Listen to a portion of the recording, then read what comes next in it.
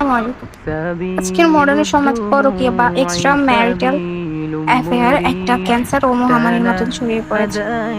Drama, cinema ও social মিডিয়ার নেতিবাচক ইনফ্লুয়েন্সে অনেকে এটাকে খুবই নরমাল বা জাস্ট একটা ভুল মনে করে জাস্টিফাই করার ট্রাই করে। কিন্তু রিয়েলিটি হলো ইসলামিক পরকীয়া সম্পূর্ণ হারাম এবং এটি একটি জঘন্যতম কবিরা গুনাহ। আল্লাহ তাআলা পবিত্র কোরআনে জেনা বা ব্যভিচারের কাছে যেতেও নিষেধ করেছেন। বিয়ের আগে প্রেম করা যেমন হারাম, বিয়ের পরে নিজের পার্টনার ছাড়া অন্য কারোর সাথে ইমোশনাল বা ফিজিক্যালি রিলেশনশিপে জড়ানো তার চেয়ে বড় অপরাধ।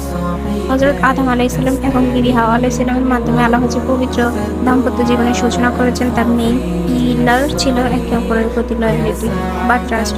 পরকীয়া মানুষের এই সে পবিত্র বিশ্বাসের মুখ ছিঁড়ে দেয় এবং একটা হাসি-খুশি পরিবারকে এক নিমিষে ধ্বংস করে দেয়।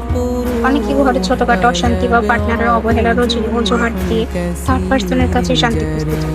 মনে রাখবেন, এটা আল্লাহর পরিচয় এবং শয়তানের সবচেয়ে বড় বাধা। শয়তানের মেইন টার্গেটই থাকে একটা হালাল সংসার ভেঙে দেওয়া। নিজের জীবন সঙ্গীর কোনো খামতি থাকলে তা নিজেদের মধ্যে বসে সলভ করেন, তাও ভালো। কিন্তু শান্তির খোঁজে হারামের পথে পা বাড়ালে দুনিয়া এবং আখিরাত দুই জায়গাতেই শুধু অশান্তি আর অপমান যুক্ত। পরকীয়া কখনো কোনো সলিউশন হতে পারে না, এটি কেবল ধ্বংসের রাস্তা। আসসালামু আলাইকুম, বাই।